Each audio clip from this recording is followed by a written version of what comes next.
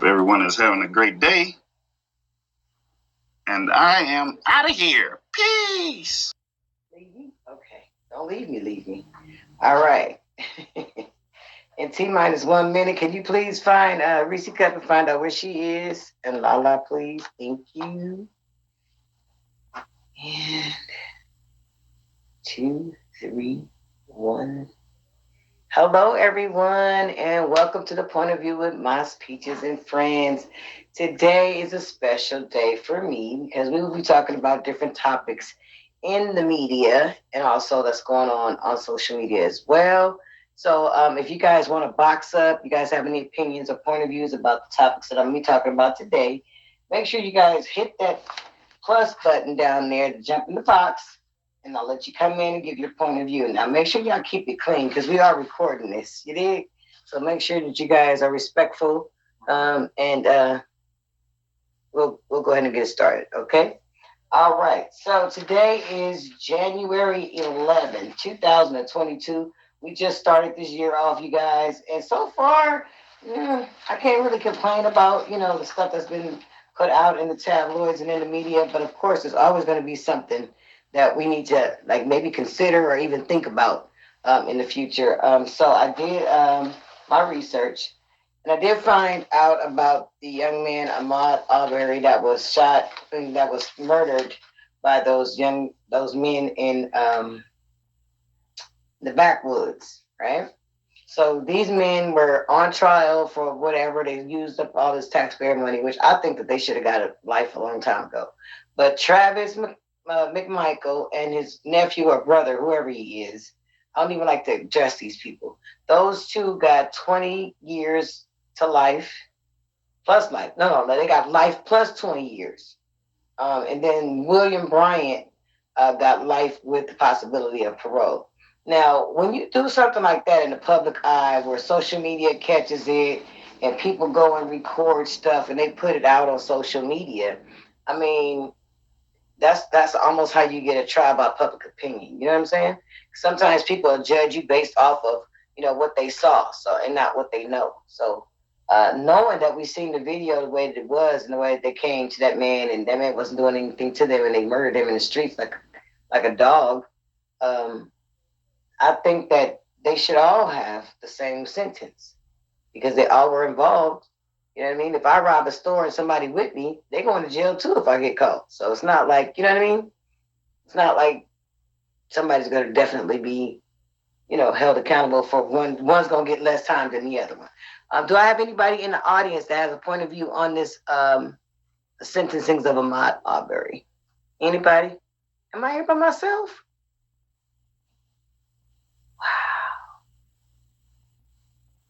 Wow, I'm really here by myself. Alexa, play. Hello? It's embarrassing. All right, so I'm going to keep on talking and keep on moving on. So the Ahmaud Arbery, I think that all of my point of view is actually that they should have all gotten the same amount of time. That's just me. Whoever's holding my hearts, thank you so much. If you can comment in the make a comment in the thank you so much. Now, Patricia two-way, I was just discussing. Alexa, pause. I was just discussing the Ahmaud Arbery trial and the sentencing of the 3 men that were involved in his murder, and I was speaking on how I think that they should definitely have been sentenced to the same. Everybody should have got the same. Thank you, Rising Phoenix. I was looking for you. I'm like, wait a minute, am I here by myself? Let me keep talking. Y'all act like I can't talk to myself now. Okay? Everybody, welcome to the Point of View with Mas, Peaches, and Friends. I am your host, Mas Peaches. I have a few friends that are supposed to be coming by later on, but even if they don't show up, I do want to go over these topics. These things have crossed my screen, and I had to have this discussion. So, the Ahmaud Arbery, I think that all 3 of them should have got the same amount of time. It shouldn't have been 2 of them got life plus 20, and then 1 of them got life with the possibility of parole. I don't think he should ever be able to be released from prison. That's just my point of view on that. All right. Also in the news. Thank you, babes. Thank you. I think everybody done ran off and went and watched, some other stuff, some gunny stuff. But that's that. All right. So also in the news, you guys, I did find out that Miss Wendy Williams is doing much better now. She's doing much better than she was. She's her inflammation, um, her memory and all that stuff is starting to come back to her. Her son, Kev, actually had smoked some. Oh, there you go, wifey. Thank you. Um, her, his her son Kev had got a hold of some fake marijuana, some synthetic marijuana, and he smoked it, and it messed his brain up, and he had to go all the way to uh, get treatment at the Dr. Sebi, wholeness treatment center in a whole nother country. So he started to get on. When he got on this vegan diet and got on the Dr. Sebi herbs and roots and stuff, he came back to himself. Like he was on his way to the crazy house, and they said, no, no, no, try this one last method. So now that Wendy Williams is in the hospital in her situation and her brain is going, hey, Lala, I see you, baby. Her brain is leaving and all that good stuff. Her legs were swelling. They got her on a vegan diet. They got her on these herbs from Dr. Sebi, and she is doing well. So Wendy Williams, yes, she need to do. Yes, her son got her on the same diet that he was on that brought him out of it. So I appreciate the fact that everybody is recognizing that sometimes you don't have to go on these crazy diets. You could try things that are holistic and put in your body, because what you put in your body is what you're gonna get out of it. So she said, "What's the herbs I need?" Well, I do follow Dr. Sebi's method of herbs. I do the sea moss, the Irish sea moss, the purple sea moss, the bladderwrack root, the kava kava, the bodorac root, the elderberry, anything that's natural that you can get and put into your body that has vitamins and fortified and vitamin C's and irons and all that stuff. Those things are things that we're supposed to eat in our body naturally anyway. So kudos to Wendy Williams and her son Kev Jr. For getting her together, because she's coming back, y'all. We're gonna have enough of these lollipop hosts and stuff that's keep coming through there. All right. So Wendy Williams is doing good. No more swelling in her legs, and she's on her road to recovery. Okay. So that's that. Yes, because the other, yeah, they're not Wendy. That's what I say all the time, people. I say this all the time. You can have 1,000 shows that are all the same, but until they have a you, that show is missing somebody. So everybody's not for everybody. It's going to be a different cup of tea for everybody. But just keep shining the light you in, okay? Don't worry about the light nobody else in. That ain't got nothing to do with you, okay? So listen. I also want to talk. I'm not trying to be messy, but I just want to put the facts out here. Stuff that I do know. What's going on, Zaddy? I see you, baby. Yes, Zaddy. Yes. Okay. So, all right. I know you guys heard the scuttlebutt about Faith Evans and I'm not Stevie J. Right. So here's the scuttlebutt. Right. So Stevie J and Faith Evans both filed for divorce separately. She filed first, and then he filed. Well, apparently, she said he was cheating on her. He said she was cheating on him. Blase, blase, blase. Come to find out, Faith Evans has been messing with her producer of last 20 years. Her producer for the last 20 years, she has been messing with on and off for that whole 20-year time period, right? So here's the kicker. So I don't know if y'all know this, but Faith Evans, yeah, she been doing that. And Tupac said it. I banged your wife. He told Biggie, man, I banged your wife, man. I don't even know why you over there kissing her in the mouth and everything. Yeah, he did. He said it. So here's the thing. Now that they both filed for divorce, it's gotten a little messy. I don't know if you guys remember Jocelyn Hernandez, his baby mother. Well, Jocelyn lost custody to Stevie J and Faith Evans because she was a cocaine head, right? So they let the baby go with him, Bonnie Bella. Well, Faith Evans has a son that's autistic. Well, according to my source, the son was putting his hands on Bonnie Bella and heard something bad, and Stevie J lost custody. What's your point of view? Do you think Bonnie Bella is better off with Stevie J and the baby over there doing that? Or is she better off with her mama with drugs and everything? Or do you think she should just go and go with Mimi because Mimi's a good mom? No matter if she is swinging from shower curtain rods. Exactly. I'm thinking, like, you know what? The court system is so weird like that. Like, they'll let you, hello, everyone. Salute everybody. Thank you guys so much for coming in. This is Point of View with my speeches and friends. And we just going over some of today's topics and headlines and stuff. I can't read the comments that fast, but I'm here. Yeah. Mimi is a good mother. No matter what, her and that boy did that video and everything. She was trying to make some money so Bonnie Bella wouldn't have to rely on Stevie J to eat. That's what she was doing, and I commend her. If there was a shower curtain I could hang from, I'd be there. But through trial and error, I had a hickey on top of my head and all kind of stuff. Exactly, and that's not even her baby. She's a good mother to her. Exactly, she is. Eva is dope. But I don't know. I've seen some recent footage of Jocelyn Hernandez, and I don't know. I just don't think the baby will be safe with either one of them. I think the baby need to go with Mimi because she's the more stable parent out of all of them. Even Faith Evans. Faith Evans, she could be a good mom financially, but like if you're doing all this crazy stuff out here in these streets and stuff, your kids gonna think that that's the norm. So definitely think that little girl needs to be with Mimi Faust. I'm gonna see what I can do. Yeah, exactly. Listen, Jocelyn Hernandez. White, right? It is. White is too hard of a drug to get rid of. Ooh, I'm telling you. Even if she looks like okay, I'm cleaned up, I got my makeup done, I got hair and makeup done. If you listen to Jocelyn for long enough, you'd be like, oh, she alright. Just like Black China. Okay? I don't care. I say what I said.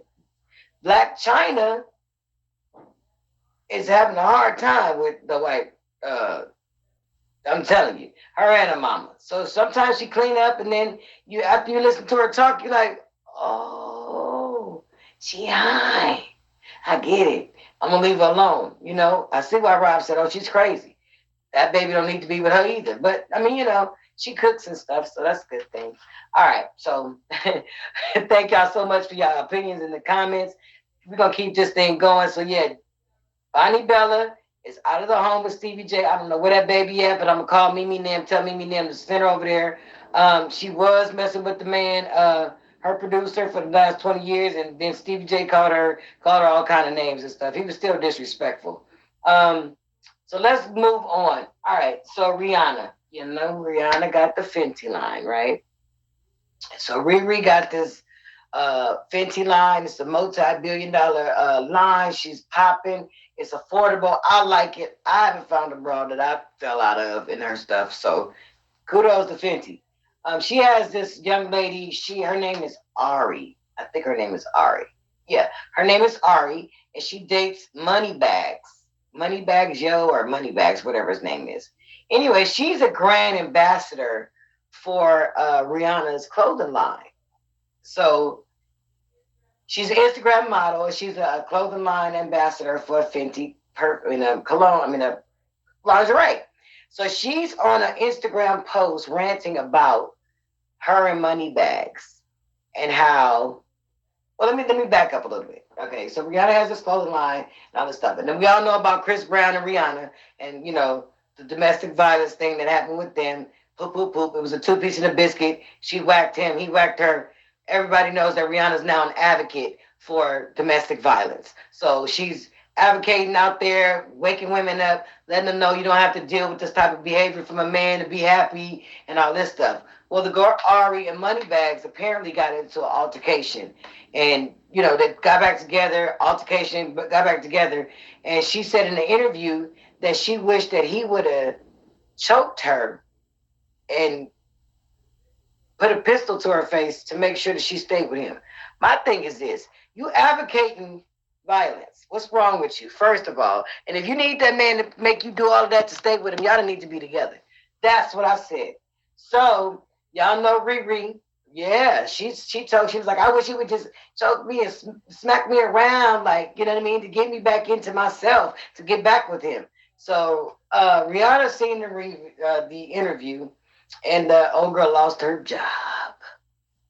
She lost her job. Riri said, I'm not supposed to play with you. I'm not about to play with you. I'm not to play about it. And you rocking my clothes and you thinking that this behavior, period. I love Riri. You think you're going to be able to be my brand ambassador and advocating domestic violence in a relationship? What's wrong with you, boo-boo? So now y'all probably could catch Ari on her fans only page or something like that, because she don't work for Riri no more. That's it. She's done. Riri fired her. She lost her contract. Hopefully, Moneybag Yo take her in, but he's not that type of dude. He's for everybody. He's for the streets, from what I heard. So Lori Hardy might be with him next. I say what I said. All right. So moving, moving right. If he for the streets, he gone. He for the streets. All right. So let's move on to other news. So I don't know if you guys have been as nosy as I have, but Jada Pinkett Smith and Miss Yo-Yo Yolanda are having a tit for tat about Tupac. Now, I know in my heart of my hearts, Tupac not dead in my mind, right? But Jada Pinkett Smith and Yo-Yo, both of them are claiming, well, Yo-Yo is claiming that Tupac never rocked with Jada Pinkett, you know what I mean, like that she was the one true love. Yo-Yo, don't try to play me out. Don't try to, she said, who? Who? Yo-Yo, who? I'm like, Yo-Yo with Ice Cube. I'm really sick of this. Yes, she says that, but I mean, she been saying it for a minute, but not really. Like, the only person that I knew of that Tupac really was like in love with, and I'm just gonna say what I say, he was in love with Madonna. Don't nobody remember when Tupac wrote that letter to Madonna and she tried to sell it for $90 million? Nobody remember that? Oh, okay. I love Tupac, like Fat Girl Love Cake, cause he did kick it with Jada. He did kick it with Jada.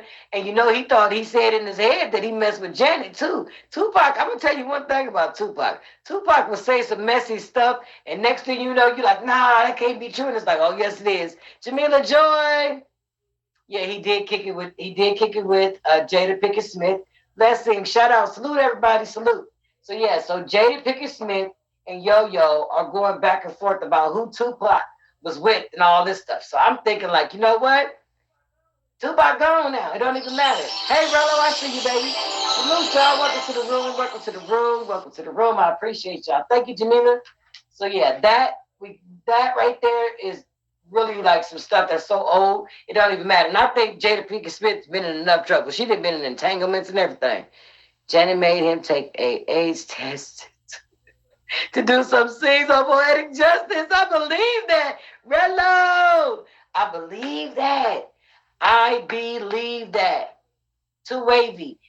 Okay, so she just said in the comments that Janet Jackson made Tupac take AIDS tests for certain scenes that they did. Hey, Undertaker. And I believe that too, because I remember back in the interview, he was talking about her like, yeah, Janet Jackson gave me her phone number, and then she changed her phone number when they was on the set.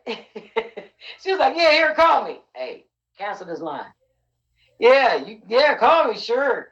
But Jada, I know he messed with Jada. I know he got in there with Jada. Okay, but Yo-Yo, I don't remember him talking about her. Now, I'm from LA too, and everybody was accessible to Tupac. Tupac, anybody can reach him. He was hanging out at the weed spots and all that stuff, hanging out in the hoods and all that good stuff. So it's not, like he wasn't touchable. You know what I mean? To certain people, if they hang it, if they was besties. She's saying they was more than besties, sis. Now she's saying they more than besties. Yo-Yo has no business nowhere. All right. All right, shout out to Yo-Yo. I did do a show with her back in 1994. Her and CO Smooth, and we turned it up. AV, I see you. All right, you guys, so this is what we covered. We covered Faith Evans and Stevie J. Faith Evans is sleeping with her 20-year producer, and Bonnie Bella got taken from Stevie J because Faith Evans' son that's autistic jumped on the child, and they had to remove the baby from the house. And yeah, they had to remove the baby from the house, and we gonna go ahead and sign a petition to get Mimi to get the baby. We want Mimi to have custody of the baby. Thank you, Redlow. Y'all make sure y'all favor up Redlow. All the top bats in the building. I see y'all. But yeah, Bonnie Bella got beat up by Faith Evans' autistic son, and they took the baby out the house. and we want to get a partition to get Mimi to raise Bonnie Bella because Stevie J nor Jocelyn Hernandez need the baby. Okay, I said what I said. Okay, Mimi don't want that baby. She said Mimi don't want that baby. Mimi don't judge children. Okay, yeah, exactly. Please stay, okay? And then come and intervene. And then we did Rihanna, brand ambassador. Her name is Ari. She's an Instagram model that's dating money bags, and she was advocating domestic violence on Riri's behalf. Well, not on her behalf. She had all the fancy outfit on, and she was representing and she was advocating domestic violence from her boyfriend, and Rihanna fired her. Boom. So she's back on the market, y'all, for y'all to be able to Google her, find her, and do all of that good stuff. So that's what's in the news today. That's what I found out. Oh, we also tapped in on the Ahmaud Arbery trial sentencing. Those people, I'm not going to say their names no more, but two of those people got life plus 20 years. And then one of those persons that was just as guilty as the other two got life with the possibility of parole. I think my point of view is that they all should have got the same amount of time. Period. So that's for you guys that just came in. That's what we've been talking about here. Period. That's what we've been talking about here.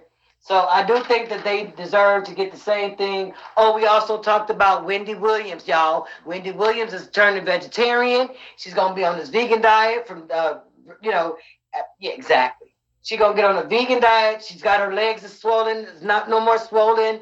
Her memory's coming back. Hopefully, you know what I mean? We'll get her together and get her back in the camera because we definitely need Wendy back. I love Wendy. She messy. She just messy enough. Okay, Lala got a point of view. Let's see. Lala in the building. Y'all love Wendy. If y'all got a in the box. Yeah, okay, go ahead, Lala. What you got to say? Okay. Leave poor Mimi out of that. Mimi don't want that baby. And don't make her lie and make her act like she's trying to help. The devil is a lie. Mimi don't want nothing to do with no Jocelyn. Y'all quit that now. Mimi do not. So find a aunt, find a grandmother, find somebody. But it ain't Mimi. Okay, let's cut that on out. Y'all, we're not going to lie to ourselves. We're not going to deceive each other. Mimi don't want nothing to do with that baby. I know, but I'm just saying though, like, cause she got Eva and they're around the same age. It don't matter. She still got a mama. Her mammy name is Jocelyn. Don't nobody want to deal with no crackhead Jocelyn. I don't care if the law is involved or not involved. I done been a stepmother. There's certain things you just can't do. If you ain't friends with the mother, you ain't got no business watching her child. Period. Well, but I'm just saying, though, they was friends. You know, they was friends. They lying. That was for TV to get a little taste of money. It's all a lie. Well, all right, y'all. Y'all heard it here first. Lala say, leave Mimi alone. leave Mimi out of it. Okay, now let's talk about this Aubrey boy. Yeah. Them people should go to prison and never get out. Period. You killed somebody. So what is you trying to get any type of anything? I don't care if it's 25 or 50 years. Stay your ass in jail. You killed somebody. You murdered somebody. And you didn't just murder the boy. You kidnapped him. You tortured him. And then you killed him. So stay right where you are behind the prison cell. Because if that had been your son or my son, he wouldn't have got nothing. He'd have been right in the worst prison of the world. Right. But do you think that... So no, we ain't going to give them... No, we forgive them. We love them. Keep it moving. I didn't say forgive them. I said, do you think they all should have got the same time? Because one of them got life with the possibility of parole. I know what you said. I was just putting in my 2 little cents. Go ahead, then. No, I just did. That's right, Queen. Under the jail. Wait a minute. So what do you think about The Faith, I mean, I'm not the Faith Evans, the Jada Pickett thing with Yo-Yo. You think that they should be bringing this stuff up now? Why are they even going through all that? The man is dead. He been dead. Who cares? Let that man's past be his past. These women, if that's all y'all got to talk about, you're petty as hell. Go get you a life. Leave Tupac alone. Tupac is somewhere, he either underground 6 feet, or he over in Acapulco, Puerto Rico, and y'all don't know nothing about him. One of the two. Okay. Leave him alone. All right. In the last, I'm a little nervous. Okay. So, what do you think about the young lady that was advocate? I mean, that was an ambassador for Fenty, and she's out here advocating domestic violence for her boyfriend to make her stay with him. Mental health is real, y'all. It's real. Why in the devil would you want to deal with all that?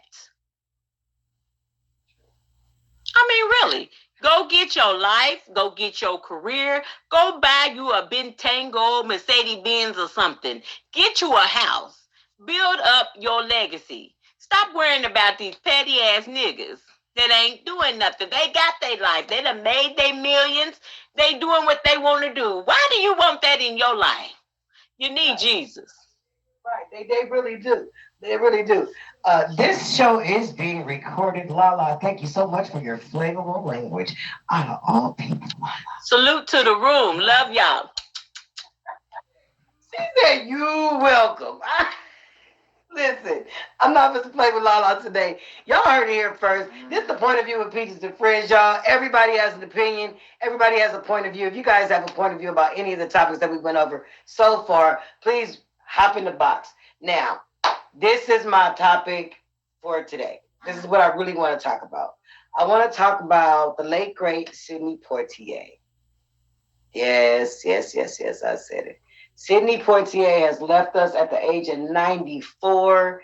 This man was 94 years old. He was married twice, and he has 6 daughters. Who knew that?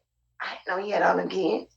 Yes, so Sidney Poitier was the first African-American superstar, and he was the first Black man to win an Oscar and elected for the Academy, as nominated for the Academy Award.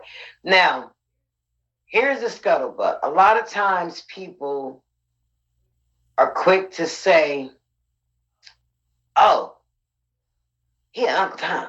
He was in all the white movies. I wish my friend that said that earlier was in here. I don't know if she in here or not. But yeah, he was with all those white women and this and that. I said, listen, baby, if he didn't get in there and become all of those things that they want him to be, or be all of those characters that they want him to be, we wouldn't have none of the actors that we have now. He had to fall on the sword for Black Hollywood. Yes, he did those movies where he was like, this is one of the favorite lines that I picked up today. I'm like, he said, you're identify yourself as a Negro man, and I identify myself as a man. You identify yourself as Black. I just identify myself as human. That was so deep. I was like, go on, Sidney. Go on, Sidney. Sidney Poitier been 100 years old since I was 15. Yeah, I'm 50. He's been that old. But if you think about it in the context, he had to go up there and play those roles that nobody else could get. And he's from Barbados, and he came to New York, and then he was in Miami. So he's world traveled. But the thing is that he did not see race. He was waiting on tables. He was a damn busboy. He left Barbados at 15. 15 years old. Came to New York, didn't have a dollar, didn't have a friend, didn't have nothing. And he made it work. So that alone says a lot, says volumes about this man. The fact that he had to play that role of, I'm going to be the first one, guess who's coming to dinner? He the first Black man that a white woman brought home on national TV, on the screen, in the movies. Everybody's seen it. So they seen this Black man, the darkest Black man you ever want to see. Handsome, debonair young man on that screen representing us. So for the people that say, "Oh, he was Uncle Tom," so what? He had to do that to make sure that you had the opportunity to see your Spike Lees, to see your Jason Lyrics, your Ice Cubes, all of these people that are making movies, your Ava DuVernay, all of these people that are making movies and stuff in Hollywood and making moves in Hollywood. For us, sometimes they have to take those roles in order to get themselves in a place where they can take a platform and make it available for us to be able to use. He was a very, very strong advocate, civil rights advocate of all people. He felt like not just black people, all of us needed equal rights. Why do we just say black?